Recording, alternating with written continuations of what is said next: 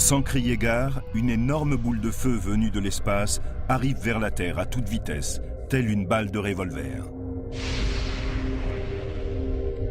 Le choc provoque un désastre apocalyptique.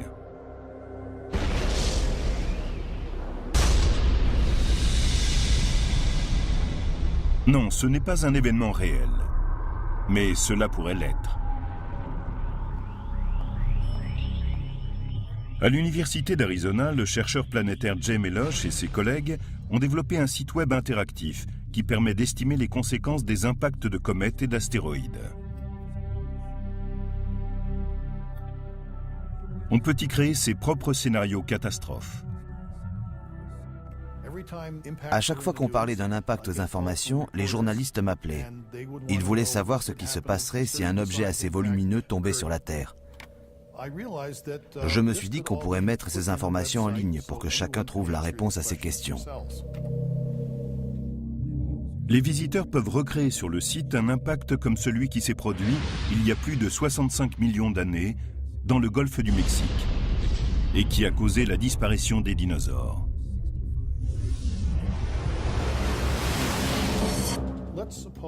Supposons que cet impact, qui a rayé de la carte les dinosaures, ne se soit pas produit dans le Yucatan, mais à Los Angeles.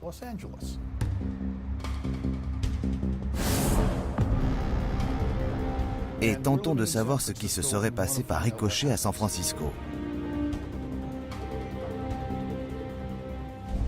Pour simuler cet événement à Los Angeles, Melosh entre les données suivantes. Diamètre du projectile, vitesse et angle de l'impact, type de l'impact, par exemple eau ou surface rocheuse,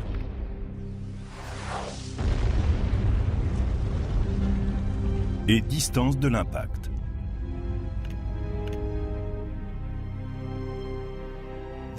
Le programme informatique va maintenant nous dire ce que l'on ressentirait ici à San Francisco. J'appuie sur « Calculer les effets ». On verrait cette énorme boule de feu arriver au-dessus du point d'impact.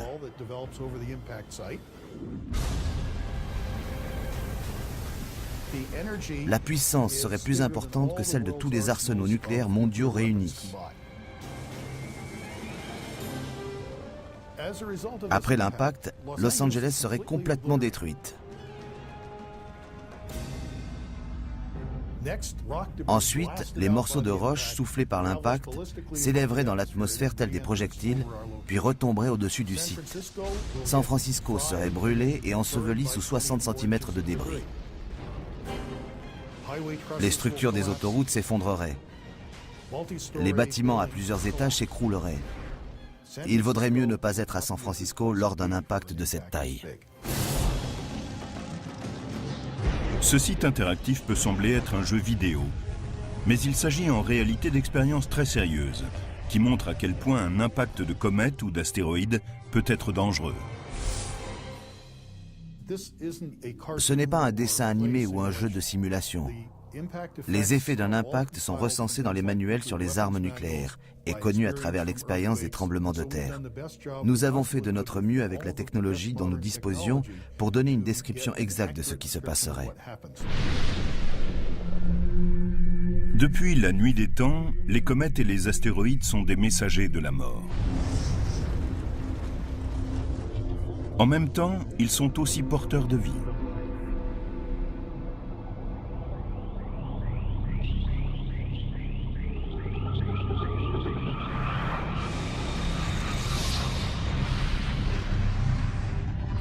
Il y a 4,5 milliards d'années, notre système solaire ressemblait à un stand de tir cosmique.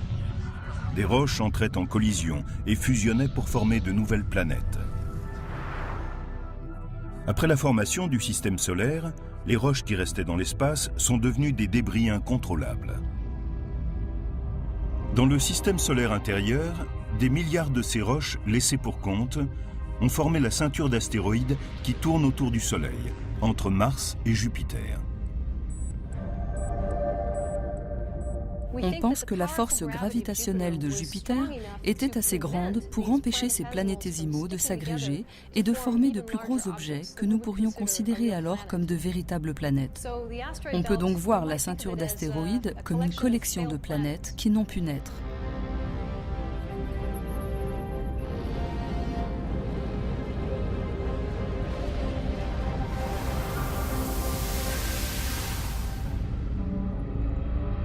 Les astéroïdes sont de forme irrégulière et parsemés de cratères dus aux impacts. Leur diamètre varie de quelques millimètres à des centaines de kilomètres. Comme ils ont été formés en même temps que la Terre, ils contiennent les mêmes éléments de base que ceux que l'on trouve dans notre planète. La chercheuse Amy Mainzer a trouvé des matériaux cosmiques dans une usine de fabrication d'hélicoptères. Les composants de cet hélicoptère sont étonnamment similaires aux éléments constitutifs que nous retrouvons dans différents types d'astéroïdes. Les supports en acier et le bloc de l'engin sont fabriqués la plupart du temps en fer et les panneaux de fibres de verre sont en grande partie faits de silicone et d'oxygène. Et nous avons aussi des feuilles d'aluminium. Certains astéroïdes se différencient aussi en ayant un noyau métallique en acier ferreux entouré de couches de silicate et une combinaison de différents matériaux dans son enveloppe.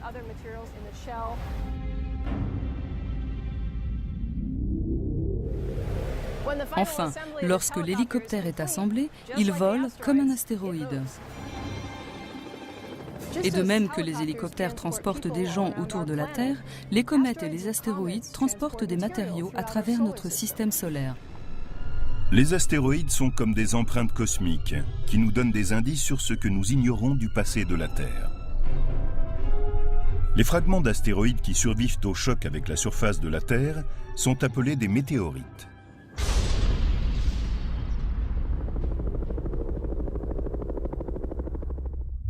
La plupart ont été retrouvés dans des déserts ou des régions polaires, où ces roches sombres sont faciles à repérer. Mike Zolensky du Centre spatial Johnson de la NASA a collecté et analysé des météorites. Plus de 40 000 météorites ont été rapportés de l'Antarctique. Voici deux météorites dont on pense qu'elles proviennent d'astéroïdes. Celle-ci est une chondrite carbonée et celle-là une chondrite ordinaire. Ce sont les types de météorites les plus répandus parmi celles qui sont tombées jusqu'ici sur Terre. Elles contiennent beaucoup de fer, de magnésium, de silice, des éléments que l'on retrouve sur notre planète. Les astéroïdes nous parlent donc de sa formation. Ils sont comme de petits laboratoires qui nous permettent d'étudier la façon dont les planètes ont évolué à leur début. Les astéroïdes ne sont pas les seuls vestiges de la formation de la Terre. Dans le système solaire extérieur glacial, des vestiges de roches tournent dans la ceinture de Kuiper, juste en dessous de Neptune. On pense que dans le système solaire, la glace et la poussière se sont agrégées en une foule de petits corps dont les orbites ont été perturbées par les planètes géantes. Et elles ont sans doute été ensuite éparpillées dans ce que nous appelons aujourd'hui la ceinture de Kuiper.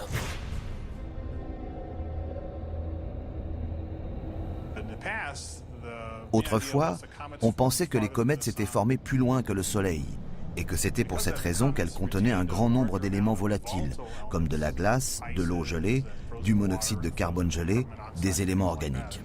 Alors que les astéroïdes en comprenaient moins. Ces corps glacés ne sont pas situés uniquement dans la ceinture de Kuiper. Dans sa phase de formation, le Soleil a projeté les comètes vers les zones extérieures du système solaire. C'est ainsi que s'est créé un congélateur de stockage de forme sphérique, connu sous le nom de nuage d'Oort. Le nuage d'Oort se trouve à quelques années-lumière du Soleil. Étrangement, bien qu'il en soit plus éloigné que la ceinture de Kuiper, on pense qu'en fait, il se serait formé à l'intérieur même du système solaire, car certains matériaux trouvés dans les comètes ne peuvent s'être formés qu'en présence d'une chaleur importante.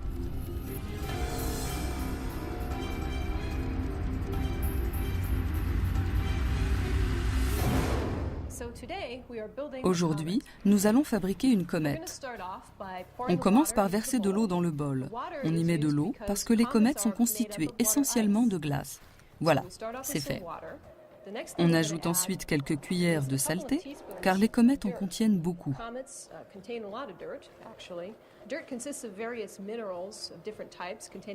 Cette saleté comprend toutes sortes de minéraux contenant des éléments lourds comme le fer. Ensuite, on va ajouter un peu de sirop de maïs. Le sirop de maïs se compose de carbone, d'hydrogène et d'oxygène, c'est-à-dire de tout ce qu'on trouve dans les comètes. Ensuite, nous mettons un peu de ce nettoyant pour vitres. L'un des principaux ingrédients de ce produit est l'ammoniac, qui est un autre élément chimique présent dans les comètes. Bien, maintenant on mélange tous ces ingrédients dans le bol. Nous sommes prêts à y ajouter de la carboglace.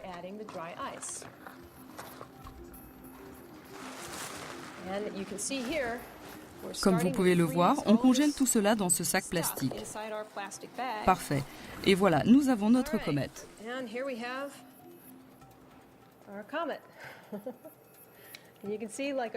Vous voyez, cela ressemble à une vraie comète. Elle n'est pas tout à fait ronde, plutôt bosselée, burinée et couverte de saleté. Si on prend cette lampe pour représenter le Soleil, on peut observer quels sont les effets de la lumière solaire sur notre comète. Regardez, la chaleur de la lumière provoque l'évaporation des gaz. Donc, lorsqu'une comète se déplace autour du Soleil, la chaleur transforme en vapeur certains éléments organiques volatiles. Et la comète commence à les perdre en une longue queue qui s'étire loin derrière elle.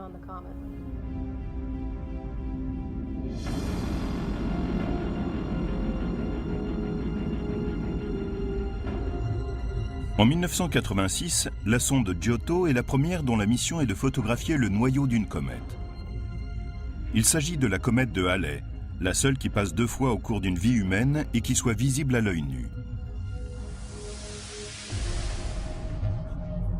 La mission révèle que la comète de Halley contient la molécule dont les formes de vie terrestres ont le plus besoin. L'eau. À la suite de cette découverte imprévue, les astronomes commencent à se demander si les comètes, comme les astéroïdes, ne pourraient pas détenir des indices sur la formation de l'eau sur Terre. Et peut-être sur l'origine de la vie.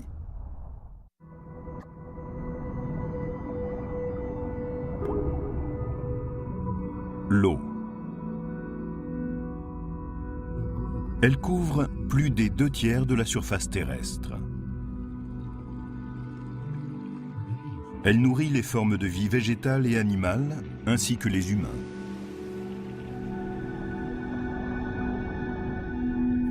Mais pourrait-elle être venue de l'espace extérieur? À l'origine, les chercheurs pensaient que des comètes glacées avaient fourni la plus grande partie de l'eau terrestre, au cours de la formation du système solaire.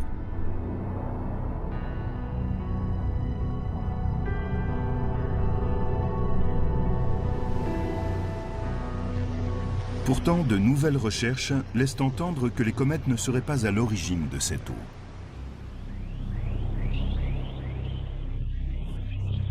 Les océans sont une combinaison d'H2O, de l'eau normale, et d'HDO, de l'eau lourde, qui contient du deutérium, une variété rare d'hydrogène qui possède un neutron en plus. Il s'avère que dans les comètes que nous avons observées jusque-là, la proportion de deutérium et d'hydrogène est environ 2 fois plus importante que celle des océans. Ça ne correspond donc pas. Les chercheurs n'ont pas complètement exclu les comètes. Mais les astéroïdes rocheuses pourraient-elles être à l'origine de l'eau sur Terre? Les astéroïdes appelés chondrites carbonés que l'on trouve dans les zones extérieures de la grande ceinture d'astéroïdes ont à peu près le même ratio de deutérium et d'hydrogène que les océans terrestres. Les chondrites carbonés contiennent peut-être moins d'eau lourde que les comètes. Elles se sont formées en présence de températures plus élevées, car elles étaient plus proches du Soleil. La principale source d'eau vient sans doute d'astéroïdes proches de la Terre qui sont entrés en collision avec elle et ont libéré à ce moment-là de grandes quantités de vapeur d'eau qui se sont condensées en eau lorsque les conditions l'ont permis.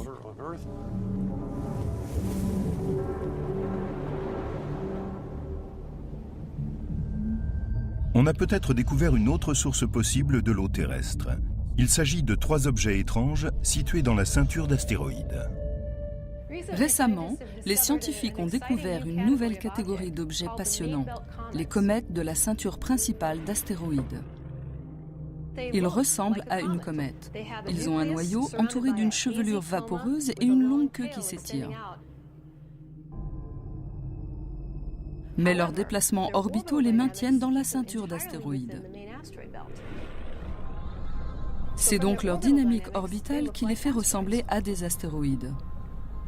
Peut-être que l'origine des océans se trouve dans ces astéroïdes, qui possèdent une haute concentration en eau et autres matières organiques.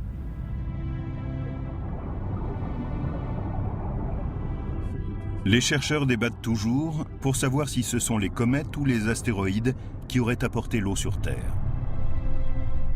La plus grande question est de savoir s'ils auraient apporté en même temps l'élément essentiel à la vie. Comètes et astéroïdes contiennent tous deux de la matière organique. Tous deux ont heurté la Terre de façon répétée.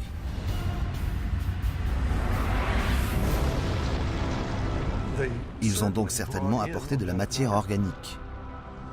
Quelle quantité pouvait bien être dissoute dans l'eau et a donc permis le développement de la vie? Nous ne savons pas.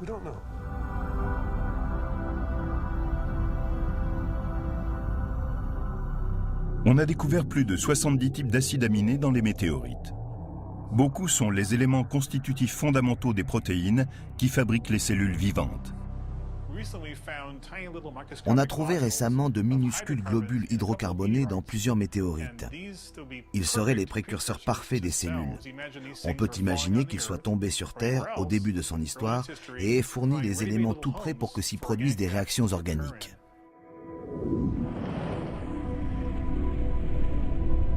Une autre façon de comprendre si les roches cosmiques ont apporté de l'eau, et donc la vie sur Terre, consiste à collecter de la poussière spatiale. Une centaine de tonnes de comètes et d'astéroïdes microscopiques nous tombent dessus chaque jour.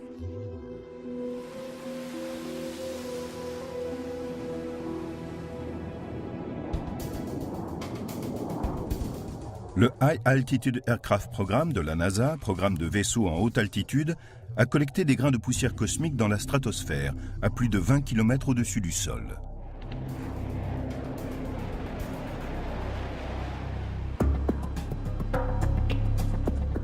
Le vaisseau rassemble des particules microscopiques sur des collecteurs en aérogel, situés sur ses ailes. C'est comme de la cire ou de la paraffine. Les avions volent dans la stratosphère et ces particules s'accumulent petit à petit. L'avion a juste à se balader. Elles sont attrapées dans la paraffine et y restent collées, comme un insecte sur du papier tue-mouche. Ces expérimentations à haute altitude ont révélé que la poussière interplanétaire et la Terre étaient faites des mêmes grains de silicate qui étaient sans doute présents au début du système solaire. Elles ont donc peut-être contribué à la naissance des premières formes de vie.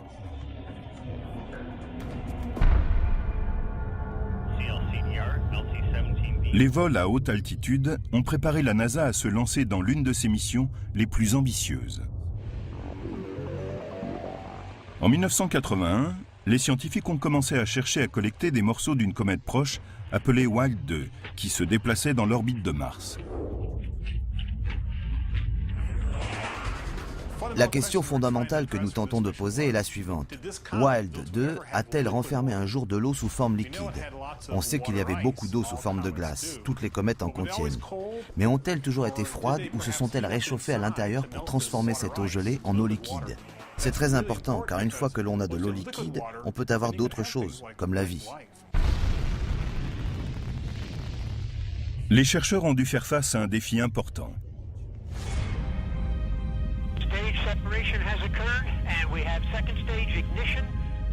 Comment le vaisseau pourrait-il collecter les morceaux intacts d'une comète qui file 10 fois plus vite qu'une balle de revolver et qui génère une chaleur incroyable? Imaginez que vous essayiez d'arrêter une balle de revolver pour l'étudier, sans la détruire et sans qu'elle vous détruise. Comment faire? Voilà quel était notre problème.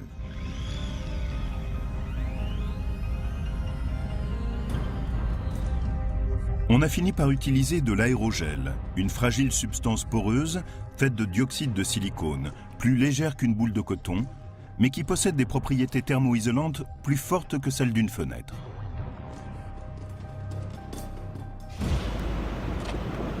Peter. Welcome to Old Castle Glass. Glad you could make it. Peter Tsu, chercheur à la NASA, a découvert que ce gel pouvait capturer les particules rapides et brûlantes des comètes avec un minimum de dégâts physiques ou chimiques. Vous voyez ce verre? Eh bien, l'aérogel a des propriétés thermoisolantes 100 fois plus performantes. Car le verre est un matériau solide alors que l'aérogel est surtout composé d'air. Par conséquent, il ne conduit pas bien la chaleur et s'avère être un meilleur isolant. J'ai ici un morceau d'aérogel. Et voici des craies. Je vais les mettre dessus. Et je vais utiliser cette torche pour démontrer que lorsque je chauffe ce morceau d'aérogel, il est capable de fournir une isolation si bien que les craies ne fondront pas. Ça brûle, l'aérogel isole et les craies sont toujours intactes. Elles n'ont pas fondu. L'aérogel est peut-être un bon isolant thermique sur Terre, mais tiendra-t-il le coup dans l'espace? Le 2 janvier 2004, Stardust, une sonde spatiale de la NASA, atteignait la comète Wild 2. À l'approche de son nuage de poussière ou de sa chevelure, le vaisseau déployait une raquette en forme de plateau collecteur contenant des morceaux d'aérogel de la taille de glaçons. Le but était de capturer des particules de comète se déplaçant à 22 000 km/h.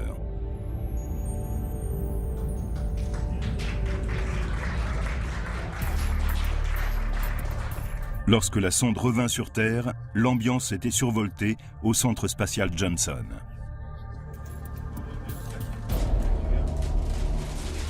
C'est moi qui ai relevé la raquette. En fait, lorsque je l'ai prise, j'ai eu un peu peur. Et s'il n'y avait rien dedans? J'en transpirais.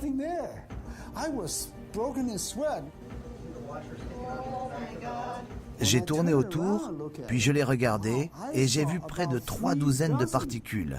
Je les apercevais à l'œil nu.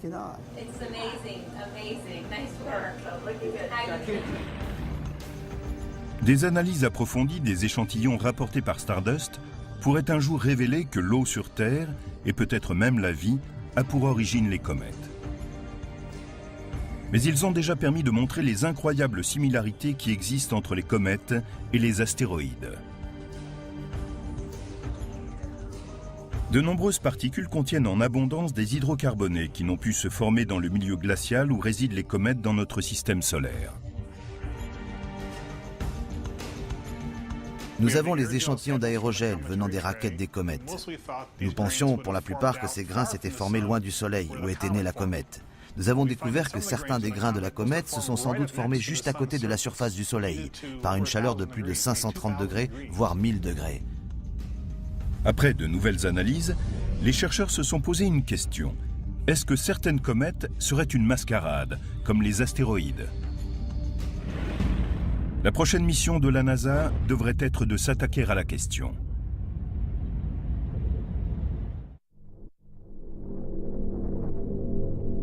Les astéroïdes et les comètes étaient autrefois perçus comme des objets cosmiques très différents. Mais ils pourraient être plus proches qu'on ne le pensait.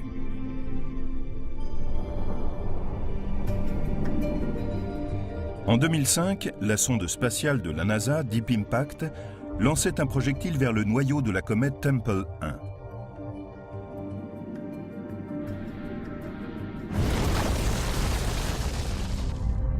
Pour la première fois, les chercheurs obtenaient des images et des échantillons de l'intérieur glacé et boueux d'une comète.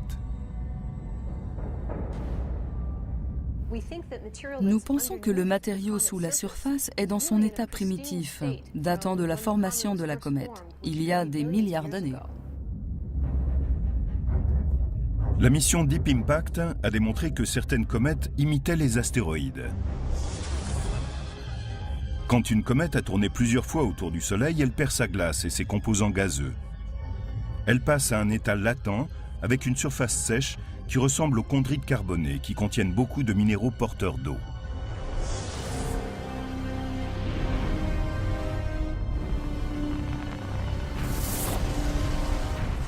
Nous regardons maintenant les météorites dont nous avons toujours supposé qu'elles venaient simplement des astéroïdes et nous nous demandons laquelle d'entre elles pourrait venir de comètes.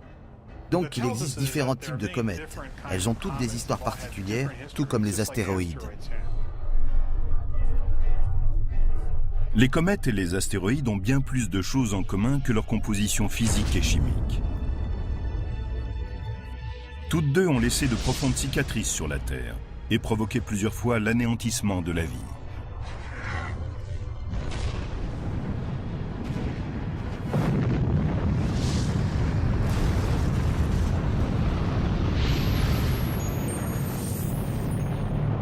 Les Near Earth Objects, ou NEO, objets proches de la Terre, sont des astéroïdes et des comètes dont les orbites les amènent près de celles de la Terre. Dans le cas des astéroïdes, la force gravitationnelle de Jupiter ou la pression de la lumière solaire peut éjecter ces vestiges cosmiques de la ceinture d'astéroïdes.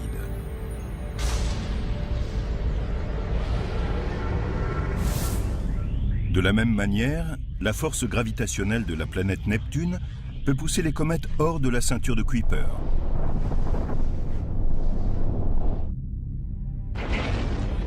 On peut observer les cicatrices des impacts d'astéroïdes dans le système solaire. Toutes les planètes terrestres ainsi que les lunes portent les marques de ces chocs, y compris la Terre.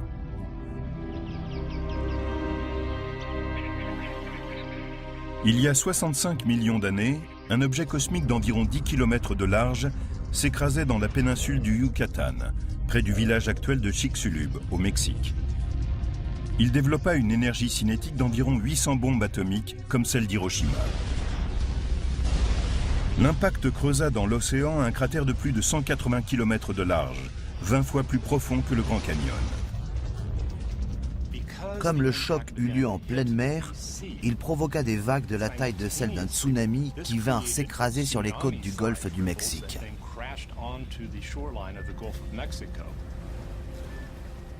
Cette énergie et l'éjection de matériaux provenant du cratère furent si importants que les débris en fusion couvrirent toute l'Amérique du Nord.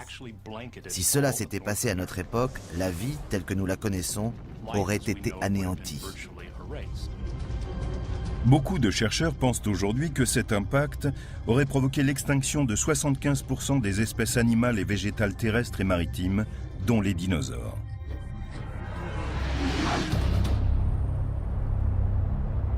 Le géologue planétaire David Kring est l'un des experts les plus éminents en ce qui concerne les impacts d'astéroïdes. Nous savons maintenant que ces impacts n'ont pas seulement un effet géologique en creusant une cavité en forme de bol, mais ils affectent aussi l'environnement, qu'il soit local, régional ou global. En 2001, Kring dirigeait le projet scientifique de forage de Chicxulub, à proximité de l'impact de la péninsule du Yucatan. Kring voulait découvrir la preuve que cet impact avait entraîné des effets climatiques à l'échelle mondiale, et ce en forant jusqu'à la roche datant de cette époque. Ce forage confirma nos doutes. Nous pensions que l'événement avait provoqué une collision avec certaines roches très importantes comme le calcaire et l'anhydrite. Le calcaire se transformant en vapeur produit du dioxyde de carbone par effet de serre et l'anhydrite, lorsqu'il est transformé à l'état de vapeur, produit des pluies d'acide sulfurique.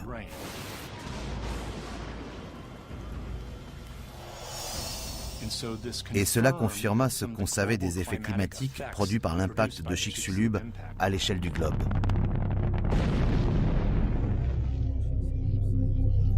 Le projet révéla également que cet impact avait généré un système hydrothermal qui s'était étendu sur la totalité du cratère. Ces processus ont créé des milieux propices à l'évolution d'une nouvelle vie. L'extinction des dinosaures et de la vie, il y a plus de 65 millions d'années, a créé de nouvelles voies environnementales et écologiques.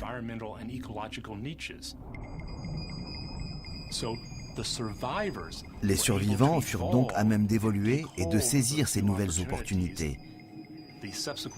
L'étape suivante de l'évolution mena à l'espèce humaine. On estime qu'un autre impact, comparable à celui de Chicxulub, s'est produit il y a environ 35 millions d'années. Mais personne ne peut jamais être sûr de rien lorsqu'il s'agit de roches spatiales. Malheureusement, ces événements ne sont pas réglés sur une horloge.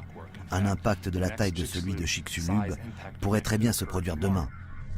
Beaucoup de chercheurs pensent que c'est ce type d'événement qui est à l'origine de l'extinction des dinosaures. Mais on discute encore pour savoir quel type de roche a percuté la Terre. En réalité, nous ne sommes pas certains qu'il s'agisse d'une comète ou d'un astéroïde, bien que certains nombres d'indices nous inclinent vers la deuxième option. Les astéroïdes sont plus nombreux dans le flux de débris qui entrent en collision avec la Terre. Entre 85 et 95% de ces objets proviennent de la ceinture principale d'astéroïdes.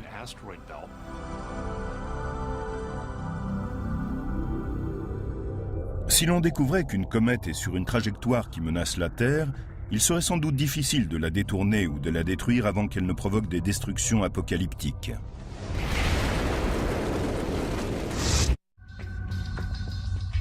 Les NEO, objets proches de la Terre, sont des astéroïdes et des comètes qui croisent l'orbite de la Terre et par conséquent peuvent un jour frapper notre planète. Mais bien que les astéroïdes soient plus nombreux à être entrés en collision avec la Terre, les comètes constituent également une menace. Ces corps glacés issus du système solaire se déplacent 3 fois plus vite que les astéroïdes. Il ne leur faut donc que 9 mois pour aller de l'orbite de Jupiter à celui de la Terre. On ne peut pas planifier des années à l'avance l'impact de la plupart des comètes. On n'entendrait parler d'elles que quelques semaines auparavant ou au mieux quelques mois. Heureusement, Jupiter agit comme un bouclier. Elle dévie la plupart des comètes qui se dirigent droit vers la Terre.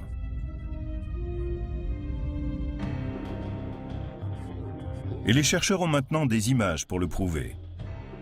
Entre le 16 et le 22 juillet 1994, les télescopes du monde entier captaient un des chocs de comètes les plus violents de l'histoire de l'humanité.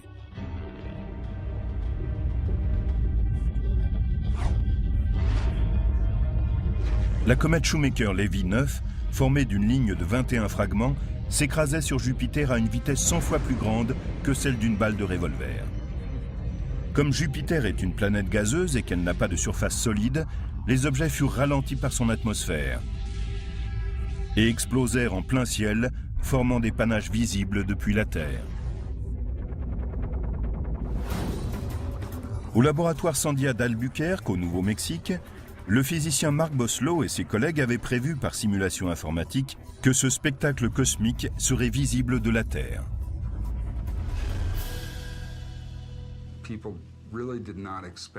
Les gens ne s'attendaient pas à ce que cela soit observable, en partie parce que les impacts se produisaient au-delà de l'horizon, au-delà de la face visible de Jupiter depuis la Terre. Nous avons simulé le choc à grande vitesse des fragments avec l'atmosphère de Jupiter et les grands panaches de fumée qui allaient être éjectés dans l'espace.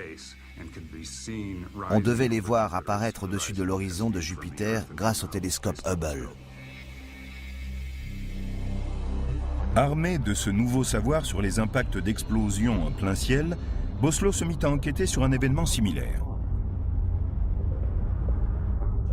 Le 30 juin 1908, s'était produit en Russie la plus grande catastrophe cosmique jamais enregistrée. Un objet de taille respectable avait explosé dans la région désertique de la Tunguska, en Sibérie. La déflagration avait entraîné une onde de choc et de chaleur qui avait anéanti 80 millions d'arbres sur une zone de plus de 1200 km². Mais il n'y avait pas de victimes, car la zone était très peu peuplée. Le désastre de la Tunguska a rendu perplexes les chercheurs pendant presque un siècle, car ils ne trouvaient aucun cratère ni aucune météorite. Et beaucoup d'arbres avaient été abattus, mais aucun n'avait brûlé. De nombreux savants finirent par conclure qu'une roche venue de l'espace avait explosé en entrant dans notre atmosphère.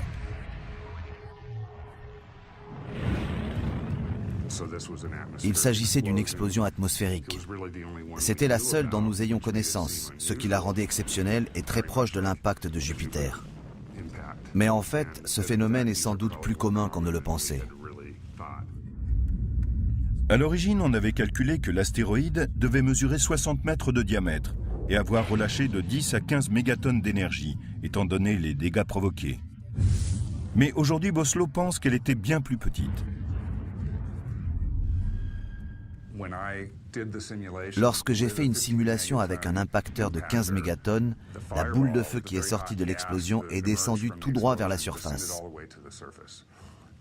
Cela aurait dû brûler tous les arbres et dévaster toute la région. Or, cela n'a pas été le cas. Les arbres n'ont pas été brûlés. C'est donc que la masse devait être moins importante que ce que l'on pensait jusque-là. Boslow a conçu de nouvelles simulations pour montrer que c'était l'effet dynamique de l'explosion dans le ciel et non la taille de la roche qui avait provoqué la dévastation. J'ai modélisé la façon dont un objet, arrivant selon un angle de 35 degrés vers la Terre, explose lors de sa descente lorsqu'il est à 11-12 km du sol. Il arrive, explose, mais le jet de matière brûlante continue à descendre. Donc ce que vous voyez est l'effet dynamique qui succède à l'explosion. L'effet dynamique, ici, est la vitesse qui continue à porter la masse vers le bas avant qu'elle ralentisse et finisse par s'arrêter. Les nouvelles modélisations de Boslow prennent aussi en compte le fait que le terrain ne soit pas une surface plane. Le souffle de l'explosion a donc été amplifié par les lignes de crête. La rafale est plus forte au sommet de la crête et juste au-dessus. C'est là qu'il y a tendance à avoir le plus d'arbres et donc le plus de dégâts. Les nouvelles recherches de Boslow semblent indiquer qu'il est plus important qu'on ne le pensait de repérer les petits astéroïdes. L'une des conclusions de ce travail, c'est que de petits astéroïdes peuvent créer d'importants dommages au sol.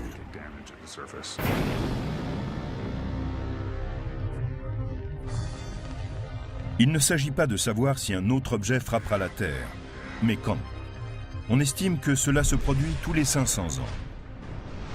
Et la planète étant de plus en plus peuplée, un tel choc pourrait être dramatique.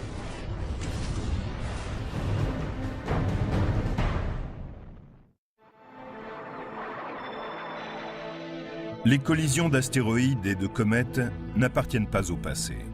Elles sont toujours à l'ordre du jour et pourraient un jour affecter sérieusement la vie sur Terre. Croyez-le ou non, la Terre est frappée chaque jour par une roche spatiale de la taille d'un ballon de foot. On ne voit pas la plupart d'entre elles. Mais en 1992, une vidéo amateur a capté un flash de météorite dans le ciel nocturne.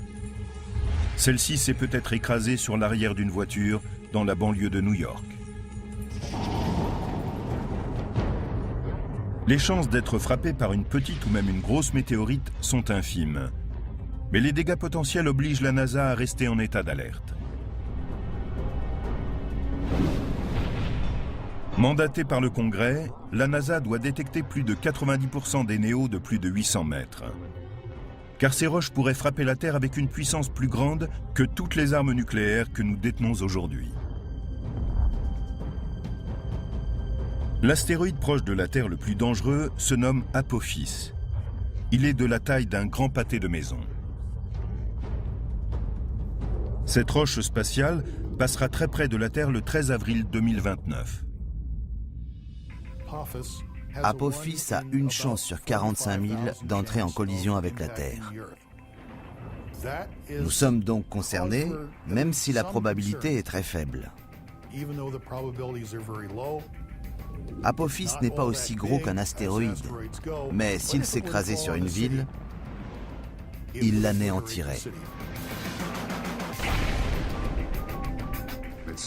La probabilité est faible, mais elle n'est pas nulle.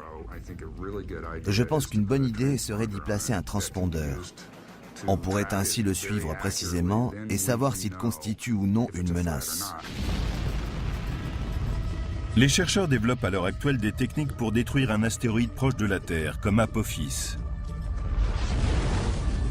Ou au moins l'empêcher de causer des dommages. Mais si les comètes et les astéroïdes peuvent menacer notre vie, ils pourraient aussi nous être précieux. Avec cette technologie, nous pouvons aussi avoir accès à ces astéroïdes pour d'autres usages. Par exemple, pour en extraire des matériaux et les rapporter sur Terre. Le chercheur planétaire John Lewis a passé sa carrière à mettre au point des méthodes pour extraire les ressources spatiales. Il dit que les astéroïdes proches de la Terre permettraient de prélever de grandes quantités de métal, de minéraux et de la glace, destinés à la planète et à de futures missions et habitats spatiaux. J'ai toujours envisagé de ramener sur Terre les ressources spatiales. On pourrait extraire de l'eau qui permet d'entretenir la vie. Nous la buvons. Elle permet aussi de produire de l'électricité. On peut y plonger des électrodes, la transformer en hydrogène et en oxygène, qui peut devenir le carburant de propulsion pour ramener une fusée sur la planète. Parmi les nombreux composants de valeur que renferment les astéroïdes, on trouve du nickel et des métaux très précieux comme le cobalt ou le platine. Ils pourraient être extraits et permettre de construire toutes sortes de choses. Lewis imagine qu'on pourrait construire des installations en orbite autour de la Terre afin d'extraire et de produire en permanence de l'énergie. Mon concept, c'est que beaucoup de ces matières structurelles pourraient être utilisées pour mettre en place des satellites solaires et produire ainsi des quantités illimitées d'électricité propre à bas prix. Donc, on produirait de l'énergie et ensuite on l'enverrait sur Terre.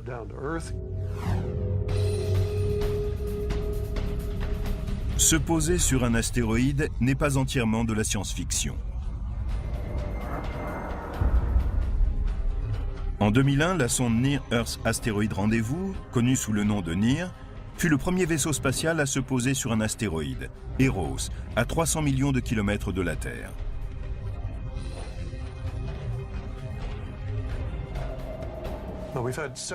Nous avons réussi plusieurs missions sur les astéroïdes proches de la Terre ces dernières années.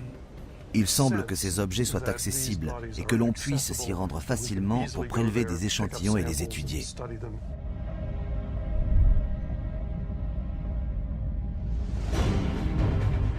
Les comètes et les astéroïdes ont eu des relations tumultueuses avec la Terre. Ils ont été créateurs et destructeurs. Ils pourraient même un jour prendre le relais de nos ressources qui s'appauvrissent. Bien que la probabilité d'assister à de nouvelles collisions soit plus faible que d'avoir un accident de voiture ou d'être frappé par la foudre, la menace plane toujours sur notre planète. Devrions-nous craindre que des comètes ou des astéroïdes frappent un jour la Terre? Disons seulement qu'il pourrait en effet se produire une collision au cours des 10 prochains siècles.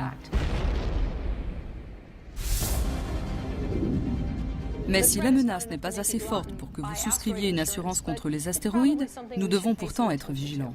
Nous savons qu'au cours de l'histoire, la Terre a été bombardée par les astéroïdes. Il ne fait aucun doute que cela se reproduira. La question n'est pas de savoir si cela se reproduira, mais quand et où.